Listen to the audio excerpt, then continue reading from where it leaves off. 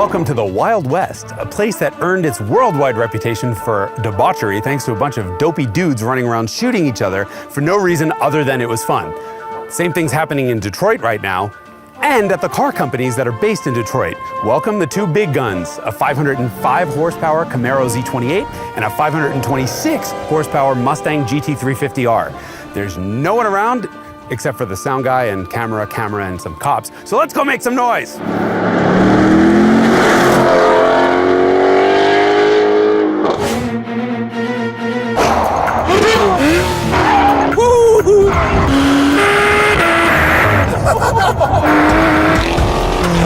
This is the manliest thing I've ever done in my life.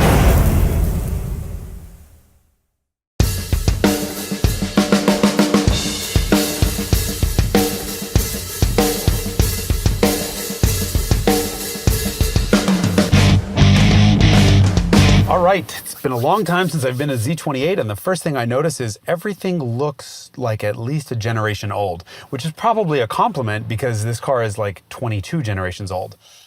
There's a lot of scratchy plastic in here that is... it's disgusting. Anyway, doesn't matter because there's an LS7 under the hood.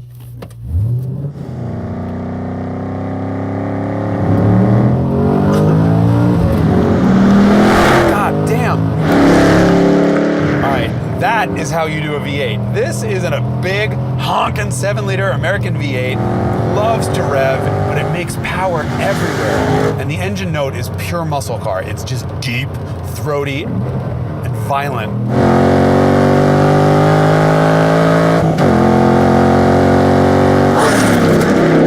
Z28's a big car, and good God, I can't see a single thing behind me, or alongside me, or really in front of me. Yeah, visibility is not really one of these cars' best attributes, let's say. LS7. Hooder makes torque everywhere. My initial impressions about this Camaro being a little bit old are true. I mean, the Camaro is about to go out of production, and the LS7, this engine, was introduced in 2006. This is kind of old stuff, but it's a really good reminder that there is no replacement for displacement. It is a 7-liter, 7,000 RPM, 505 horsepower V8. It defines this car, and even though there are so many good things about the Z28, the best thing is unquestionably this engine. The shifter's pretty nice, the clutch is really good. It's just a pleasure to row this thing through the gears. I would like to know exactly at what point General Motors became an authority on steering tuning, because this is really good. And this was one of GM's first ever electric steering setups. It doesn't have a lot of feedback coming through, but it's really precise and natural. That's hard to do, especially in such a big car. And it's easy to forget, this is the muscle car handling benchmark. When this thing came out, mind's blown. Had the biggest front tires ever put on a production car.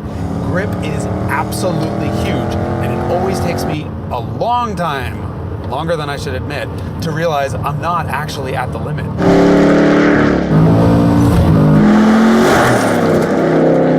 Other than the fact that it's like as wide as a school bus, everything about this car feels like it's ready for a racetrack. There are no excess body motions. The steering is immediate. And the brakes? But LS7? You can get into some serious trouble in this thing. It is good. Good. It was a really good idea for me to get into this car first, because it's a reminder that it may be going out of production, but the GT350R's target is beat this thing. It has to beat this car in handling, in acceleration, in braking, and that is a hell of a tall order.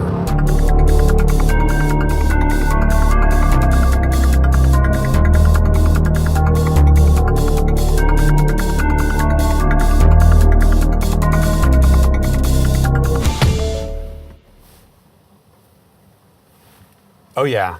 All right.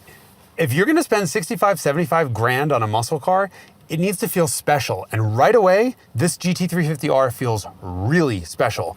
It has no back seat, which automatically makes me think cool. Steering wheel also has Alcantara on it, but it's got this really well done racing stripe up top.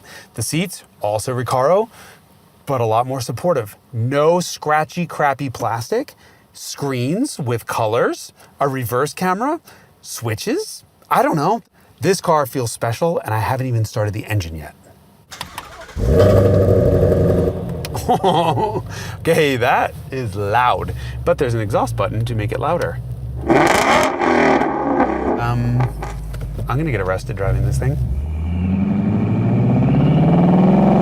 Okay.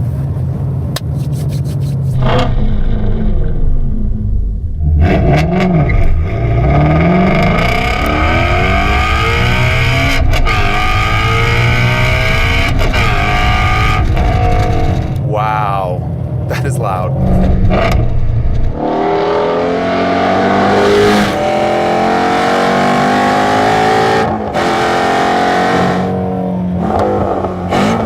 Where are we, $6,000?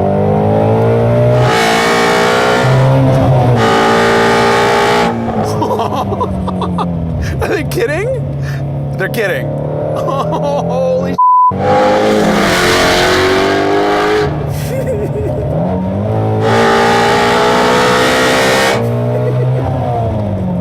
I have nothing to say. What can I say? Do you hear that?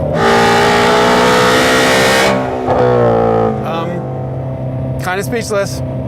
Don't really need to say anything because I'm just gonna let you hear the engine.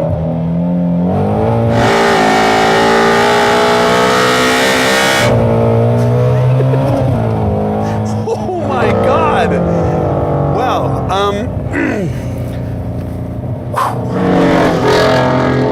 there may be a replacement for displacement and it's revs, but you didn't hear it from me because I love displacement.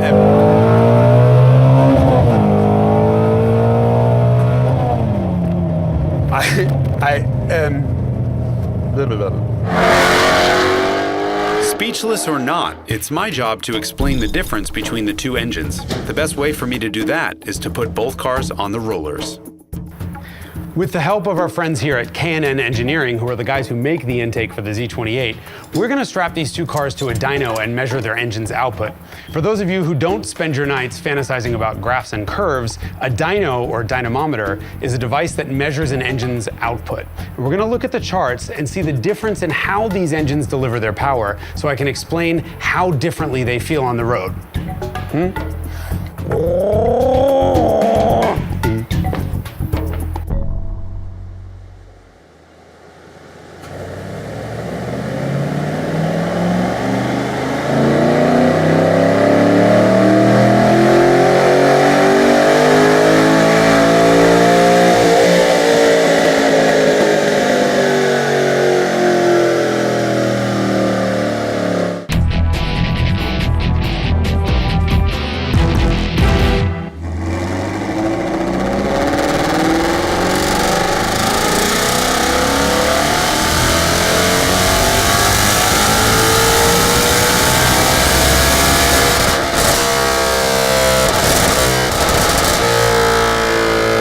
Okay, this was really hot out. 104 and 106, 105 and 106 degrees basically between the two runs. So these are not ideal conditions by any means. Okay, on the top here is the horsepower graph, and on the bottom is the torque. Green line is the Z28, red line is the Mustang GT350R. And you notice a couple things right away on the horsepower graph. First of all, the fun's over on the Z28 before the Mustang even has its horsepower peak. Mustang pulls all the way to 8,200 RPM. The Z28 sometimes will rev to 7,000, sometimes it hits its limiter a little bit early. The other big difference is this huge difference in torque between the two engines. At 2,500 RPM, for example, there's way over 100 pound-feet of torque difference between the two motors. And this is why the Z28 feels so strong down low, and the GT350R feels like nobody's home until 3,500 RPM. And then finally, when we go to the peak horsepower values, they're within 2 horsepower of each other. That is actually not a significant difference. 2 horsepower is within the noise, meaning within the variation we've seen on multiple dyno runs on these same cars. So effectively, these two engines make the same amount of horsepower, and the big 7-liter makes a ton more torque. There it is, chart nerds. Graphical representation of two V8s that make similar amounts of power very differently. The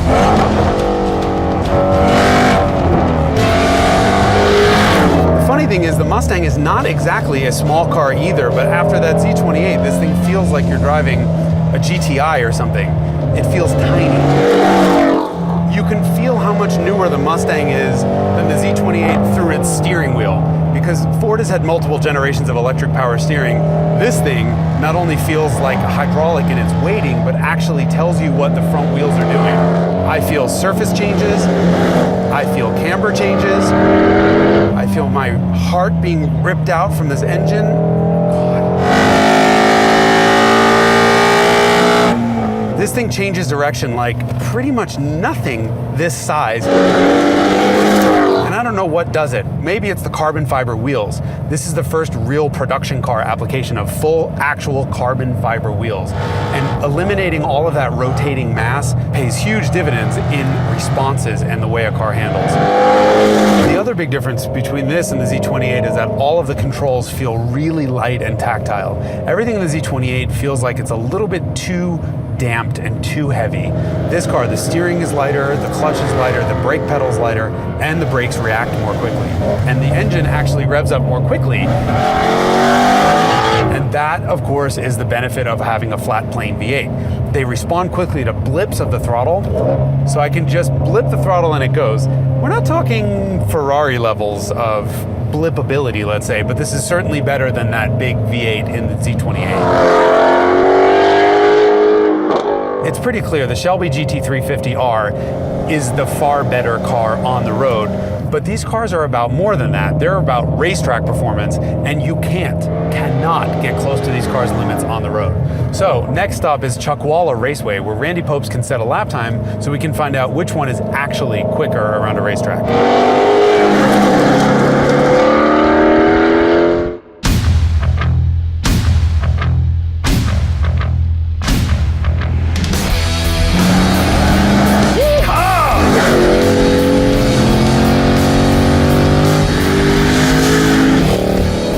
Chuckwalla in the desert of Southern California. Have you ever been here before? Nope. Couldn't you tell that from my line? Well, if I went by that, I'd think you'd never been to any track before. Every time I get in the Z28, I'm a little bit scared of it. I have to be honest. It's just wide and big and heavy and, let's be honest, ridiculously capable. Yeah, it's our best driver's car for 2014, yeah. I mean, it's kind of hard to fault when a car this big does this around a track. It has those enormous Pirelli Trofeo tires, 305s all around. And now the GT350Rs are bigger. No kidding. Bigger, 315s instead of 305s. The beat goes on. Yep. Bigger and better. You know what else is bigger and better? This motor. I hate to ask.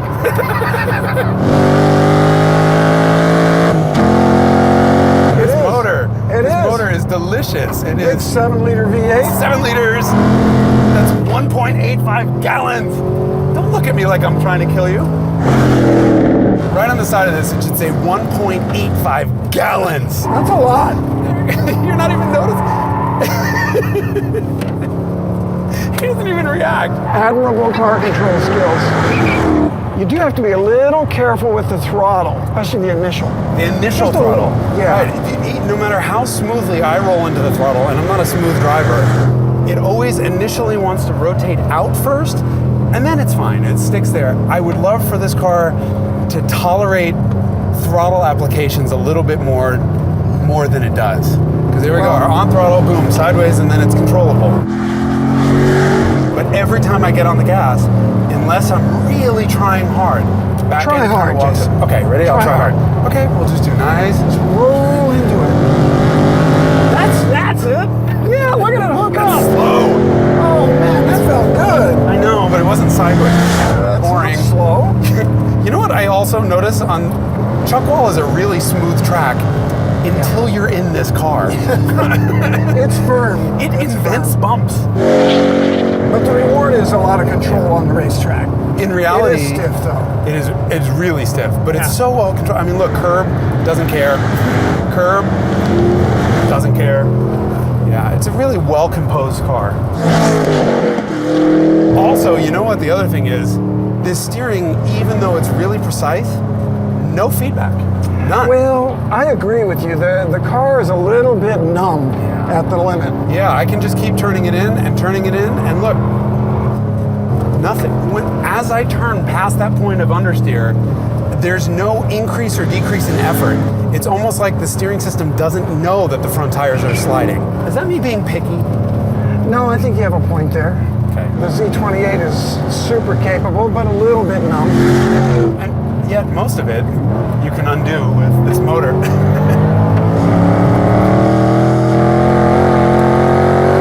Well, it was the best driver's car. Wait.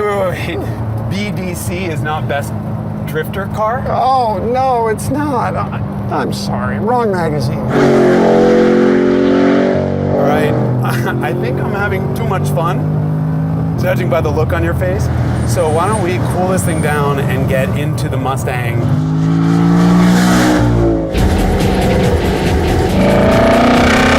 GT350R.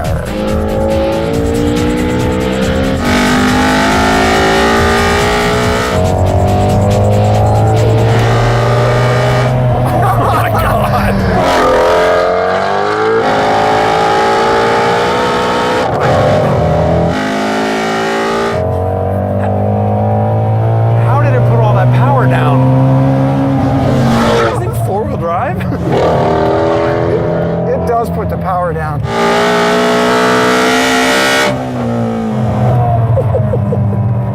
Let the banking catch you. God, you see us, it's so hooked up. Holy Jesus. I feel like the GT350R comes off a corner harder and goes through the mid-corner faster. The GT350R is an easier car to drive at the limit than the Z28 is, and the Z28 is good. It certainly doesn't feel like it does that back-end twitch. Either you're just that much smoother than I am. Well, I am. Well, yeah. Yeah, you went straight to the floor there, and there is no back-end twitching. No, it is hooked up. I love the way this car puts power down. I can't get over how stable this feels from the passenger seat. I mean, that grip. How did it do that? That's probably where it's gonna beat the Camaro, is the way it comes off a corner. Yeah, the Camaro won't take that much power coming out. It Well, throws you sideways. I used to think it was pretty good, Yeah. but this car is better. It's a whole new world, Randy. Whole new world. A new fantastic point of view. There are cars like this GT350R that handle so well that it's not work. It's just a pleasure to drive fast. It's that kind of car. What would you do? What if you had your way and you could ask Ford to do something different / better? What would you ask for? 100 more horsepower. Always. No. Let me think about that.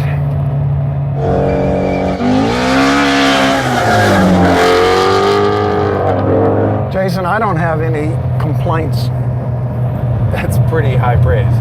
Yeah, I mean, the ride handling balance is exceptional in the GT350R. It's interesting, the car feels so much softer in the straightaways. I don't feel any of those bumps, and then there's no body roll, there's nothing. It has the body roll, but it's happening so slowly because it's so well damped and so well controlled. Modern technology. Ford has done a great job with this shock system. Nailed it. I would love to go around this racetrack in this car all day. All day. All day. It's so satisfying. Puts a smile on my face. Mine too. It's fun even in this seat, I gotta tell you.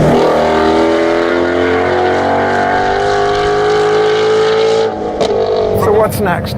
From the passenger seat, I have a hard time figuring out which one's gonna be faster. So I need to get out and let you go do some time lapse with a helmet. And All right.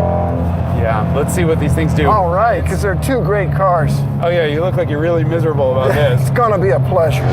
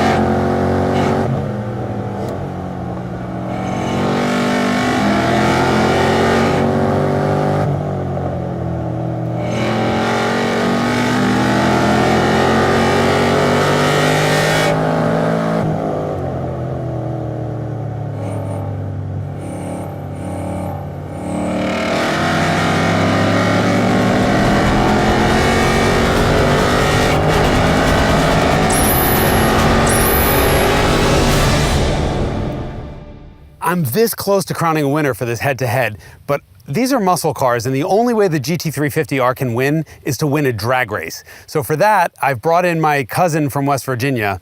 Meet Bob.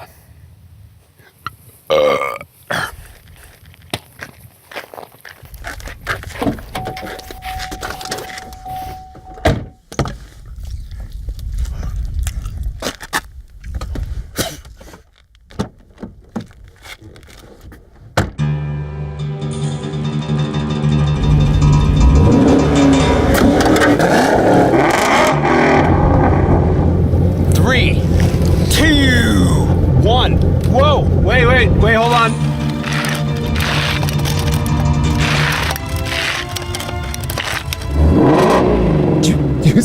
What? Oh, dear Lord.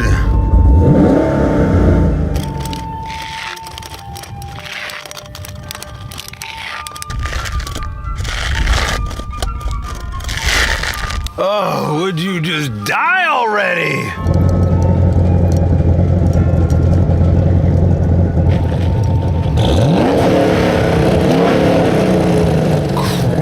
Already.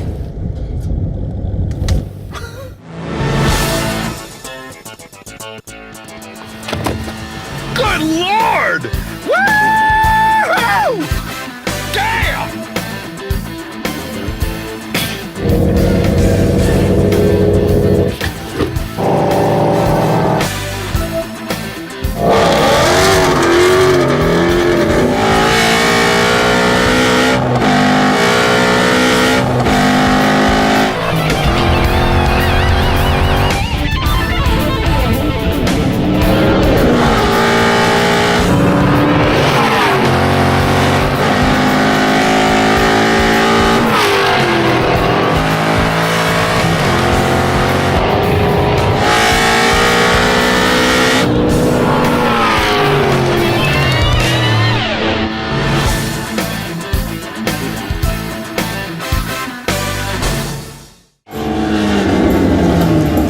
Settled then, the new Mustang GT350R left me speechless on the road. It beat the Z28 around a track and reduced me and Randy to screaming idiots. Oh my God. I kind of want this car. It's wantable. Its 5.2 liter produced as much power as a hyperactive 7 liter. And then it left Bob in his old Camaro Z28 in the dust at the drag strip. What the hell you mean this thing didn't win? I just took a second mortgage on Granny's double wide to buy one. Oh, damn it! Victories don't come any clearer than this. The GT350R is the easy winner of this head-to-head. Immediate brakes. Like Jesus. Tony just jumped out of his skin. You right? Yes. I'm gonna do that again. We don't need no stinking turbos. You giving me that dirty look? Yeah, I'm watching your eyes. Oh, I'm just watching. You keep your eyes into the corner. What? Do you people hear what I have to go through? I do everything to give you fun, stupid, tire shredding nonsense, and this is the thanks I get? That was pretty good. Fine with that. Thank you.